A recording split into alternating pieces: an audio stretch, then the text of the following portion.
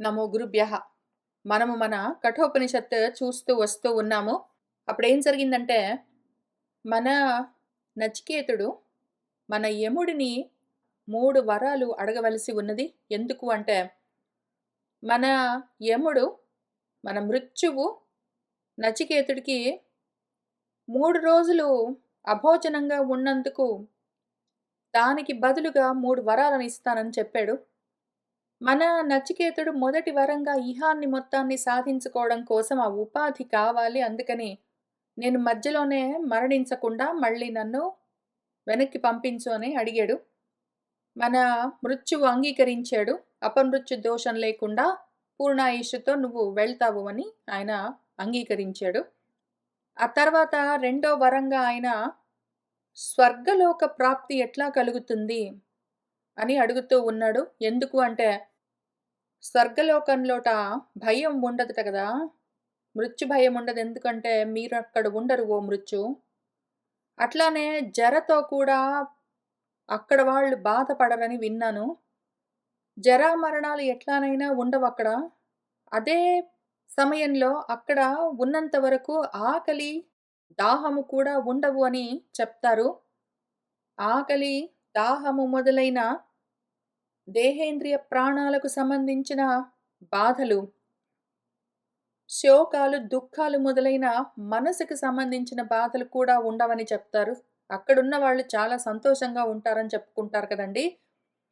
ఆ కారణానికి స్వర్గలోకానికి వెళ్ళడానికి మార్గాన్ని అగ్ని ఉపాసనగా నాకు మీరు ఉపదేశం చేస్తారా? ఎందుకు అంటే, ఆ అగ్నిని మీరు అధ్యయనం చేసి ఉన్నారు ఓ మృత్యో. శ్రద్ధతో అడుగుతూ ఉన్నాను. ఆ విద్యను ఉపదేశం చేస్తారా? ఎందుకు అంటే స్వర్గలోకంలో ఉన్నవాళ్ళు, స్వర్గవాసులు అమృతత్వాన్ని పొందుతారట గదా! అంటే ఎంతో కాలము భూలోకంలో ఉన్న వాళ్ళకన్నా గూడా స్వర్గలోకంలో వాళ్లకు ఎక్కువ కాలం ఉంటుంది గదా! అందుకని చెప్పి మీరు కాలుడై వాళ్ళని వెంటనే గ్రసించడము భూలోకంలో చేసినట్టు అక్కడ చెయ్యరు గదా! అందుకని ఈ కారణాలకి ఏతత్ దీన్ని ద్వితీయేన వరేణ రెండో వరంగా వరిస్తున్నాను అని ఆయన అడిగాడు. ఇంక మన మృత్యువు సరే ఇస్తాను అని చెప్తూ ఉన్నాడు. ఆయన చెప్తూ ఉన్న మాట, ఆయన ఇవ్వబోతూ ఉన్న వరము ఇక్కడ చెప్తూ వచ్చారు ఈ మంత్రాల్లో చూద్దాము. మృత్యోహ ప్రతిజ్ఞ ఇయం, మృత్యువు యొక్క ప్రతిజ్ఞ ఆయన ఇస్తున్న ప్రమాణమిది, ఆయన వాగ్దానము. తే బ్రవీమి తత్ ఉమే నిబోధ స్వర్గ్యం అగ్నిం నచికేతః ప్రజానన్ అనంతలోకాప్తిం అధో ప్రతిష్ఠాం విద్ధి త్వం ఏతం నిహితం గుహాయాం. మన మృత్యువు మన నచికేతుడితో ఏమంటున్నారంటే, నచికేతః, ఓ నచికేతుడా, స్వర్గాన్ని కలిగించేది, స్వర్గప్రాప్తికి సాధనభూతమైన అగ్ని విద్య ఏదున్నదో అది ప్రజానన్, తెలిసిన వాడిని. నాకు తెలుసు, ఆ అగ్ని విద్య నాకు తెలుసు. దాన్నితే నీకు నేను ప్రబ్రవీమి, ప్రవచనం చేస్తాను. తత్ దాన్ని నువ్వు మరి మే నా నుంచి నిబోధ తెలుసుకో అని. ఆ అగ్ని విద్య స్వర్గాన్ని ఇస్తుంది. స్వర్గలోకంలో ఇన్ని లాభాలుంటాయని మన వాడికి తెలుసు, మన నచికేతుడికి. అయితే అంత మాత్రమే కాదు, మన అగ్ని యొక్క గొప్పతనమేమి అని దాన్ని ముందు స్తుతి చేస్తూ ఉన్నాడు మన మృత్యువు.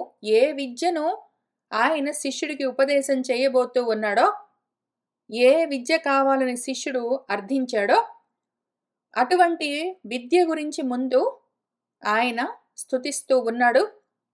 ఈ అగ్ని విద్య అనంతలోక ఆప్తి పనికొస్తుంది.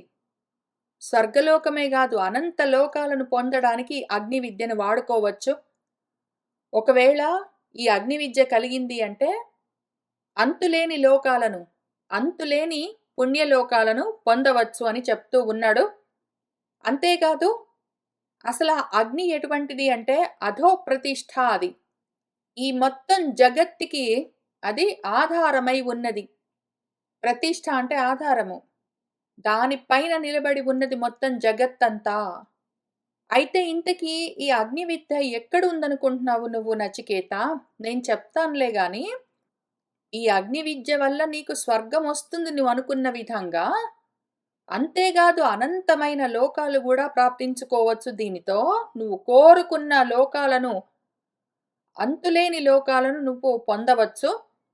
అది పైగా అసలు మొత్తానికి అన్నింటికి ఆధారమై ఉన్నది, ప్రతిష్ఠ అయి ఉన్నది. ఇంతకది ఎక్కడున్నదో తెలుసా అగ్ని? దాని గురించిన జ్ఞానము దీన్ని గుహాయాం నిహితం, గుహలో ఉన్నది అని. గుహ అంటే హృదయ కుహరమని చెప్తాయి మన శాస్త్రాలు. మన లోపలే ఈ అగ్ని విద్య నిహితమై ఉన్నది అని నువ్వు విద్ధి తెలుసుకో. ఎవరైతే జ్ఞానులున్నారో, దీన్ని జ్ఞానంతో సాధించగలిగిన వాళ్ళున్నారో వాళ్ళలోనే ఈ విద్య ఉన్నది. ఆ విధంగా లోపలే ఉన్న విద్యను ఏ విధంగా బయటికి తీసి నువ్వు వాడుకోవచ్చో నేను నీకు ఉపదేశం చేస్తాను. నాకా పద్ధతి తెలుసు అని ఆయన చెప్తూ ఉన్నారు. దానికి భాష్యం చూద్దాము. ప్రతే తుభ్యం బ్రవీమి ప్రబ్రవీమి. ఇక్కడ అనుంది, ఇక్కడ బ్రవీమి ఉంది కదా, దాన్ని కలుపుకోవాలి. ప్రబ్రవీమి అంటే ప్రవచనం చేస్తాను అని అర్థం. నీకు. అంటే తుభ్యం నీకు. ప్రబ్రవీమి నేను నీకు చెప్తాను విను. యత్ త్వయా ప్రార్థితం తత్ ఉమే మమ వచసః నిబోధ బుద్ధ్యస్వ ఏకాగ్రమనాః సన్. యత్ ఏదైతే త్వయా నీ చేత ప్రార్థించబడ్డదో, నువ్వు ఏదైతే అర్థించావో, ప్రార్థన వేరు, అర్థన వేరు. అర్థించడం వేరు, ప్రార్థించడం వేరు అనుకునేరు కాదు. ప్రార్థించడం అంటే దేవుడి దగ్గర నిలబడి ప్రార్థన చేయడము. అర్థించడం అంటే ఏదైనా ఎవరినైనా కోరుకోవడం అని విడతీసి 2 రకాలుగా ముక్కలు ముక్కలుగా చూడవలసిన అవసరం లేదు. ప్రార్థన అన్నా, అర్థన అన్నా, అర్థించడం అంటే, ప్రార్థించడం అంటే కోరుకోవడం అని అర్థం. నువ్వు ఆ విద్యను అర్థించావు కదా విద్యార్థివై. దాన్ని ఉమే మరి మమ నా నుండి నేను చెప్తున్న వచసః నా మాటలలో నిబోధ తెలుసుకో. ఎట్లా? బుద్ధ్యస్వ తెలుసుకోవలసింది. ఏకాగ్ర మనాః సన్, ఏకాగ్ర మనస్ కలిగిన వాడివై, ఏకాగ్ర చిత్తంతో ఈ అగ్ని విద్యను నేను నీకు ఉపదేశం చేస్తాను, దాన్ని తెలుసుకో. ఈ అగ్ని విద్య స్వర్గ్యం నీకు ఆల్రెడీ తెలుసు. స్వర్గాయ హితం, స్వర్గాన్ని కలిగిస్తుంది. స్వర్గ ప్రాప్తికి స్వర్గ సాధన మార్గమై ఉన్నది ఈ అగ్ని విద్య. హే నచికేతః, ప్రజానన్ విజ్ఞాతవాన్ సన్ అహం సన్నిత్యర్థః. ప్రజానన్ అంటే ప్రకృష్టంగా, జానన్ తెలిసిన వాణ్ణి. ఈ అగ్ని విద్య అన్న విజ్ఞానం నాకు తెలుసు, తెలిసిన వాణ్ణై ఉన్నాను అని అర్థము. ప్రబ్రవీమి తత్ నిబోధ ఇతి చ శిష్య బుద్ధి సమాధానార్థం వచనం. ప్రబ్రవీమి నేను నీకు ప్రవచనం చేస్తాను, ఉపదేశం చేస్తాను. దాన్ని నిబోధ విను, నువ్వు జాగ్రత్తగా గ్రహించు అని చెప్పడము ఎందుకు అంటే, శిష్యుడి యొక్క బుద్ధిని సమాధానం, విషయం పైన సమ్యక్గా ఆధానం నిలబడి ఉండే విధంగా, శిష్యుడి బుద్ధిని చెప్పబోతూ ఉన్న విషయం పైన నిలబెట్టడం కోసము చెప్తాను విను అని ఆయన ఫోకస్ చేస్తూ ఉన్నాడు. శిష్యుడి మనసుని, ఆయన చిత్తాన్ని, బుద్ధిని మన గురువు గారు ఫోకస్ కోసం ఇదిగో చెప్తున్నాను విను అని చెప్తూ ఉన్నారు. అందుకని నిబోధ బ్రవీమి అని చెప్తూ ఉన్నారు. అధునా అగ్నిం స్థౌతి, ఇంకా ఆ అగ్నిని స్తుతి చేస్తూ ఉన్నారు. అది అనంత లోకాప్తిం, స్వర్గలోక ఫలప్రాప్తి సాధనం ఇది ఏతత్. అనంత లోకాలను ప్రాప్తించుకోవడానికి స్వర్గలోక ఫలప్రాప్తి సాధనం అది. అధోపి ప్రతిష్టాం ఆశ్రయం జగతః విరాట్ రూపేణ.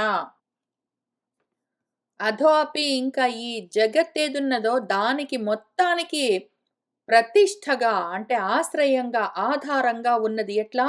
విరాట్ రూపంగా. మొత్తం అంతా, బ్రహ్మాండమంతా, జగత్తంతా అగ్ని ఆవరించి ఉన్నది. ప్రతి అణువణువులో అగ్ని ఉన్నది. అగ్ని లేనిది ఎక్కడ ఉండనే ఉండదు అసలు.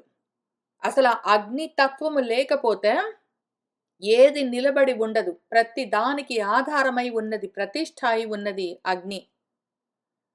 తమేతమగ్నిం మయా ఉచ్యమానం విద్ధి విజానీహి త్వం నిహితం స్థితం గుహాయాం విదుషాం బుద్ధౌ నివిష్టమితి అర్థః. తమేతమగ్నిం ఈ అగ్నిని మయా ఉచ్యమానం నేను చెప్తూ ఉన్న ఈ విద్యను విద్ధి తెలుసుకో విజానీహి త్వం నువ్వు ఎక్కడ ఉన్నదనుకుంటున్నావు ఇంతకీ విద్య? నిహితం స్థితమై ఉన్నది. ఎక్కడ? విదుషాం బుద్ధౌ నివిష్టం గుహాయాం ఇతి. గుహ అంటే ఈ విద్య కలిగిన వాళ్ళు, విద్వత కలిగిన వాళ్ళు ఎవరున్నారో వాళ్ళ బుద్ధిలో ఉన్నది ఇది. ఎవరైతే దీన్ని తెలుసుకుంటారో వాళ్లకు తెలుస్తూ ఉంటుంది అని అర్థము. నేను నీకు చెప్తాను, నీ బుద్ధిలోనే ఉన్నదాన్ని నా మాటలతో నేను ప్రచోదనం చేస్తాను, నువ్వు దాన్ని అక్కడే పట్టుకో అని ఆయన చెప్తూ ఉన్నారు. ఇంకా ఇక్కడి నుంచి శృతి వచనం ఉన్నది. మనకు ఆ డైలాగ్‌లో మన నచికేతుడు చెప్పాడు, మన యముడు చెప్పాడు అని ఆ డైలాగ్ అవ్వగానే మధ్యలో జరుగుతూ ఉన్నదాన్ని కొంచెం చిన్న విషయాన్ని ఎందుకంటే నేను చెప్తాను. ఈయన అడిగాడు, ఆయన నేను చెప్తానన్నాడు, చెప్తూ ఉన్నాడు కదా! అక్కడ యాక్షన్ ఉంటుంది కదా! యాక్టివిటీ. దాన్ని మన వేదమే ఇక్కడ చెప్తూ ఉన్నది మనకు.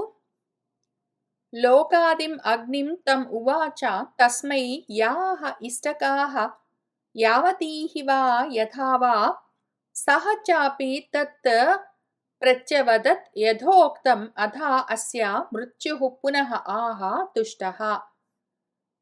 అది లోకాలన్నింటికి ఆదిగా వచ్చింది అగ్ని.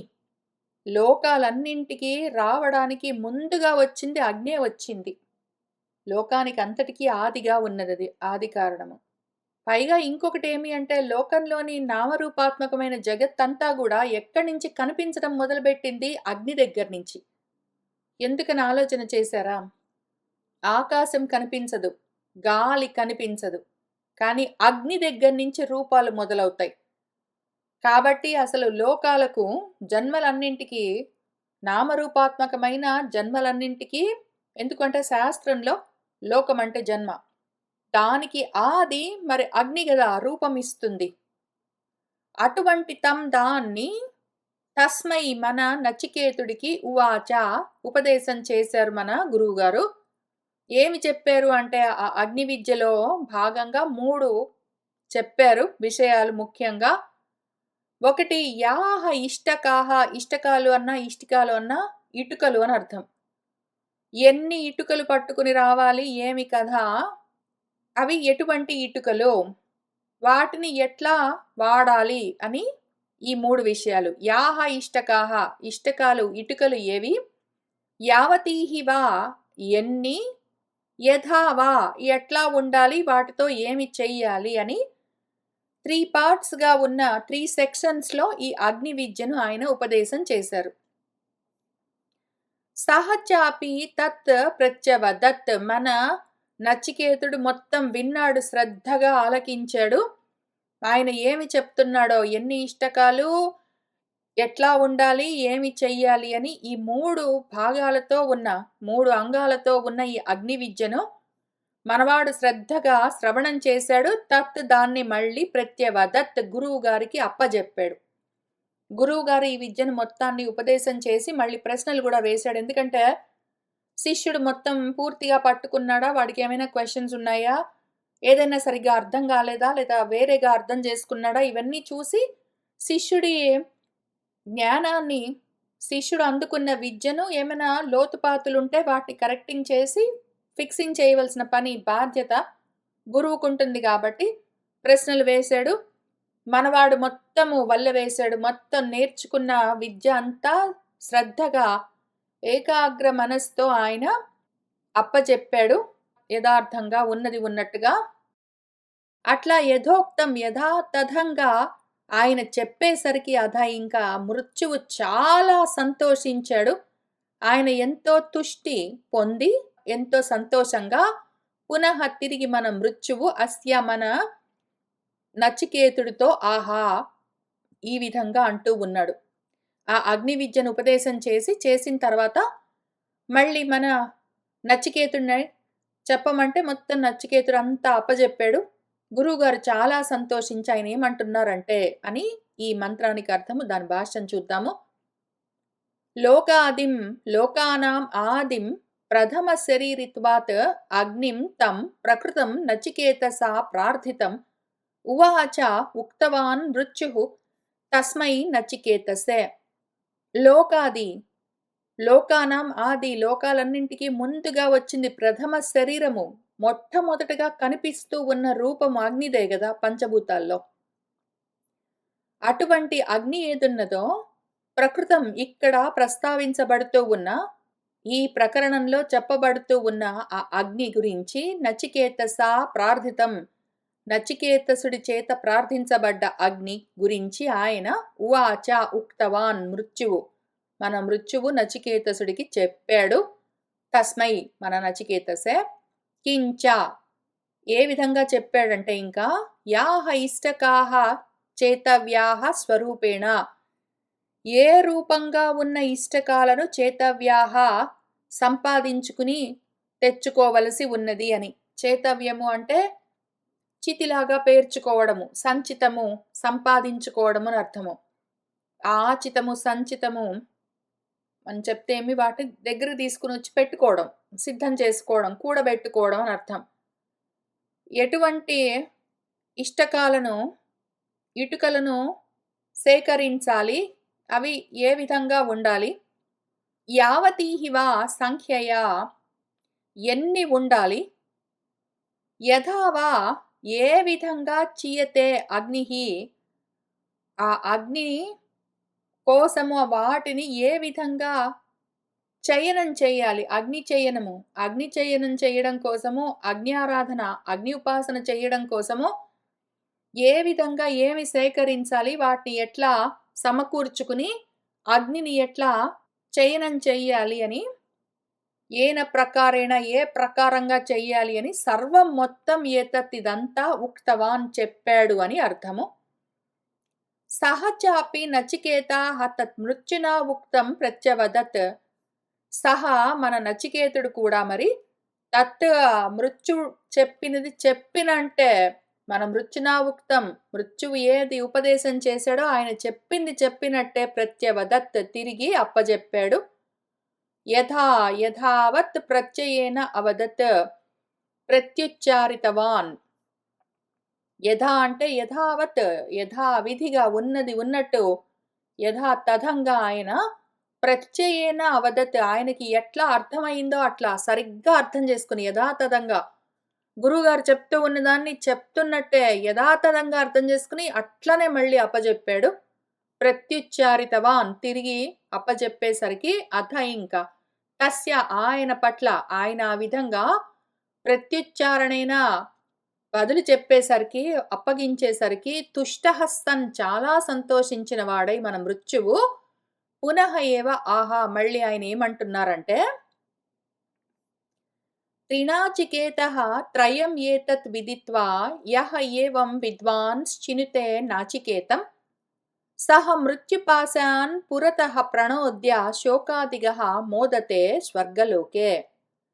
ఆయన ఆ ఇచ్చిన అగ్ని విద్య గురించి మళ్ళీ ఉపదేశం పూర్తయిన తర్వాత మళ్ళీ దాని గురించి చెప్తున్నారు. ఆయన ఏమంటున్నారంటే ఇది త్రినాచికేతము.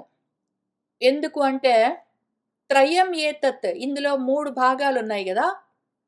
యాహ ఇష్టకాహ యావతీహి వా యథావా అని 3 భాగాలుగా ఉన్నాయి.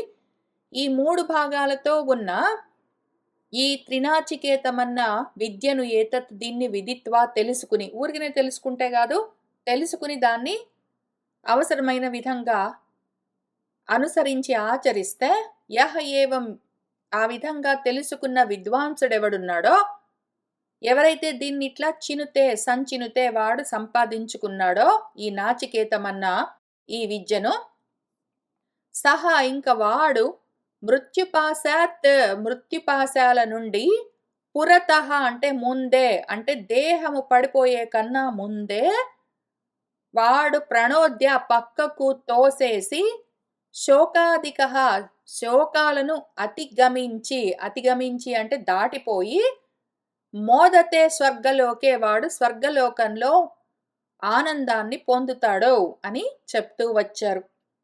3 భాగాలతో ఉన్న ఈ త్రినాచికేతాన్ని ఏ విద్వాంసుడైతే సంపాదించుకుంటాడో వాడు మృత్యుపాశాల నుంచి ఆ దేహం ఉండగానే దాటిపోతాడు. అంటే జీవన్ముక్తుడవుతాడు. శోకాలు మొదలైన వాటన్నింటినీ దాటిపోయి స్వర్గలోకంలో వాడు మోదిస్తాడు అని చెప్పారు. దాని భాష్యం చూద్దాము. త్రినాచికేతః త్రయం యథోక్తం యాః ఇష్టకాః యావతీః వా యథా వా ఇతి ఏతత్ విదిత్వా అవగమ్య యః చ ఏవం ఆత్మరూపేణ అగ్నిం విద్వాన్ చినుతే నిర్వర్తయతి నాచికేతం అగ్నిం క్రతుం సహ మృత్యుపాశాన్ అధర్మ అజ్ఞాన రాగ ద్వేషాది లక్షణాన్ పురతః అగ్రతః పూర్వం ఏవ శరీరపాతాత్ ఇత్యర్థః ప్రణోద్య అపహాయ శోకాతిగః మానసైః దుఃఖైః వర్జితః ఇతి ఏతత్ మోదతే స్వర్గలోకే వైరాజే విరాట్ ఆత్మస్వరూప ప్రతిపత్య అనిదంతా ఒక్కటే వాక్యము. త్రినాచికేతః అని దాని పేరు. త్రయం అందులో 3 భాగాలుగా చెప్పారు. యథోక్తం ఏ విధంగా చెప్పబడ్డదో యాహ ఇష్టకాహ ఆ ఇష్టకాలు ఏవి, యావతీర్వా ఎన్ని, యథావా దాన్ని ఎట్లా చెయ్యాలి అని ఈ 3 భాగాలతో కూడి ఉన్న త్రినాచికేతం ఏదున్నదో దీన్ని ఏతత్ విదిత్వా తెలుసుకుని అవగమ్య యహ ఎవడైతే చ ఏవం దాన్ని ఈ విధంగా ఆత్మరూపేణ ఇంతకీ ఈ త్రినాచికేతాన్ని చెప్పిన దాన్ని చెప్పినట్టు చేస్తే ఏమవుతుంది? అగ్నిని నేనే అన్న రూపంగా, అది నేనే అన్న రూపంగా దాన్ని ఏ విద్వాంసుడైతే చినుతే నిర్వర్తయతి పొందుతాడో అటువంటి వాడు ఈ నాచికేతమన్న అగ్నిని ఆ క్రతువును వాడు చేయడం వల్ల సహా మృత్యుపాశాలంటే ఏవి? అధర్మము, అజ్ఞానము, రాగము, ద్వేషము ఆదిగా కలిగిన లక్షణాలతో ఉన్నదాని పేరే మృత్యువు. ఇటువంటి మృత్యువును వాడు పురతః అంటే అగ్రతః ముందే, దేనికి ముందు? పూర్వం ఏవ శరీరపాతాత్ శరీర పతనమయ్యే కన్నా ముందే, దేహం పడిపోయే కన్నా ముందే వాడు ఇత్యర్థః ప్రణోద్య అపహాయ పక్కకు తోసేస్తాడు. ఇంకా వాడు అసలు మృత్యుపాశమేమి? అజ్ఞానం, అధర్మం, రాగద్వేషాలు ఇట్లాంటివి మోహాలు శోకాలు ఇవే కదా మృత్యుపాశాలు. వాటిని వాడు ఆ దేహంలో ఉండగానే తోసేస్తాడు. ఇంకా దాటిపోతాడు మృత్యువును. శోకాతిగః మానసైః దుఃఖైః వర్జితః మానసికమైన వ్యధలు లేవు, శారీరకమైన వ్యాధులు లేవు, ఏవీ లేవు. ఇది ఎత్తత్ వాడు ఇంక మోదతే ఎక్కడా? స్వర్గలోకే. స్వర్గలోకంలో ఎట్లా వాడు ప్రమోదిస్తాడు అంటే వైరాజే విరాజమానుడై ఉంటాడు. వాడు విరాట్ అవుతాడు. వాడు విరాట్ అంటే విశేషైన రాజిల్లడం, రాజతే ఇతి అని, విశేషైన రాజతే ఇతి విరాట్. అటువంటి వైరాజ్యాన్ని సాధిస్తాడు వాడు. సాధించి ఆత్మస్వరూప ప్రతిపత్య విరాటాత్మస్వరూపం, విరాట్ స్వరూపంగా వాడే ఉంటాడు. వాడే విరాట్ స్వరూపంగా ఉంటాడు అని చెప్పారు. అది ఫలశ్రుతి. ఈ త్రినాచికేతమన్న అగ్ని విద్యను ఒకవేళ ఎవరైనా సాధించారంటే వాళ్లకు కలిగే లాభం ఏమి అంటే, వాళ్ళు ఆ చిన్న దేహంలో మాత్రమే ఉండి ఆ దేహం పడిపోతే ఆ దేహపాతంతో నేను కూడా పోయాను అనుకునే అజ్ఞానంతో వాడు అనాత్మ ధర్మాలన్నీ, దేహ ధర్మాలన్నీ నావి అనుకుని, దేహం నశిస్తే నేను పోయాను అనుకుని, ఆ దేహంతో కలిగిన రాగాలను ద్వేషాలను నావే అనుకొని దేహాత్మ భావనతో రకరకాలుగా వాడు నశించిపోడు. ఆ విధంగా వాడు మృత్యువుని దాటుతాడు. దాటి ఏం చేస్తాడు? ఈ చిన్న దేహం కాదు, మొత్తం విరాట్ స్వరూపం నేను అని తెలుసుకుంటాడు అని చెప్పారు. చెప్పి ఏషః తే అగ్నిః నచికేతః స్వర్గ్యః యం అవృణీధాః ద్వితీయేన వరేణ ఏతం అగ్నిం తవ ఇవ ప్రవక్ష్యంతి జనాసః తృతీయం వరం నచికేతో వృణీష్వ అని ఆయన చెప్పారు. ఓ నచికేతః, ఓ నచికేతుడా, ఏషః ఇదిగో పట్టు, తే నీకు ఈ అగ్ని విద్యను నేను ఉపదేశం చేశాను. అది స్వర్గ్యం, నువ్వు కోరుకున్న స్వర్గాన్ని ఈ అగ్ని నీకు ప్రాప్తింపచేస్తుంది. దేన్నైతే నువ్వు త్వం అవృణీధాః వరించావో రెండో వరంగా ద్వితీయేన వరేణ రెండో వరంగా నువ్వు వరించిందేమి? స్వర్గలోక ప్రాప్తికి సాధనభూతమైన అగ్ని విద్య నాకు ఉపదేశం చేయమన్నావు గదా! ఇదిగో చేశాను. ఏతం అగ్నిం ఈ అగ్నిని ఇంక ఇప్పటినుంచి తవైవ నీ పేరుతోటే ప్రవక్షంతి జనాసహ జనము ఇంక ఈ అగ్ని విద్యను ఇప్పటినుంచి నాచికేతము అని నీ పేరు పైనే పిలుస్తారు అని చెప్పారు. ఇంకా 2 వరాలు పూర్తయ్యాయి కదా!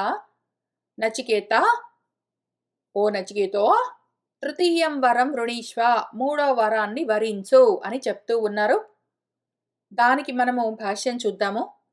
ఏషః తే తుభ్యం అగ్నిః వరః హే నచికేతః స్వర్గ్యః స్వర్గసాధనః యం అగ్నిం వరం అవృణీధాః ప్రార్థితవాన్ అసి ద్వితీయేన వరేణ సహ అగ్నిః వరః దత్తః ఇతి ఉక్తోపసంహారః. ఏషః ఇది తే తుభ్యం నీ కోసము అగ్నిః ఈ అగ్ని విద్యను ఏదైతే వరంగా కోరుకున్నావో హే నచికేత ఇది స్వర్గ్యః స్వర్గ సాధనం, ఇది స్వర్గానికి సాధనము నీకు.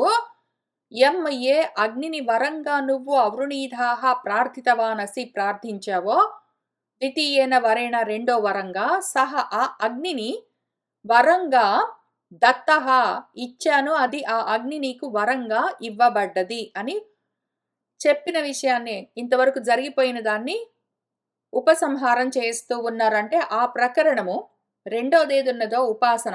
మొదటి వరంగా కర్మ గురించి చెప్పుకున్నాము, రెండోది ఉపాసనగా చెప్తూ ఉన్నారు. ఈ ఉపాసన గురించిన విషయాన్ని కూడా ఈ ప్రకరణాన్ని కూడా ఇక్కడ ఉపసంహరిస్తున్నారు. ఆ సెక్షన్ క్లోజ్ చేస్తూ ఉన్నారు మన గురువు గారు. కించ ఇంకా ఏతం అగ్నిం ఈ అగ్నిని తవైవ నామ్నా నీ పేరుతోటే ప్రవక్షంతి పిలుస్తారు జనాసహ జనాహ ఇతి ఏతత్ జనులు దీన్ని నీ పేరుతోటే పిలుస్తారు. ఏషః వరః దత్తః మయా తుష్టేన ఎంతో సంతోషించి ఈ వరాన్ని నేను నీకు ఇచ్చాను, చాలా సంతోషంగా నేను నీకు ఈ వరాన్ని ఇచ్చాను. ఈ వరాన్ని కూడా మొదటి వరం అడిగావు, అది కూడా ఇచ్చాను సంతోషంగా. ఇదిగో రెండో వరం కూడా అడిగావు, దాన్ని కూడా నేను చాలా సంతోషంగా నీకు ఇచ్చాను. ఇంకా అంతే సంతోషంగా మూడో వరం కూడా ఇస్తాను. తృతీయం వరం ఓ నచికేతో వృణీష్వ వరించో, ఇంకో మూడో వరాన్ని కూడా వరించో అని ఆయన చెప్తూ ఉన్నారు. దానితో మనకు ఈ ప్రకరణము పూర్తయింది. ఇంక తర్వాత మూడో వరాన్ని ఆయన కోరుకోబోతూ ఉన్నారు. ఇవాల్టికి ఇక్కడికి ఆపుతాను. మళ్ళీ వచ్చే వారం కలిసి కూర్చుని మనం ఇక్కడి నుంచి చదువుకుంటూ ముందుకు వెళ్దాము. శుభం భవతు.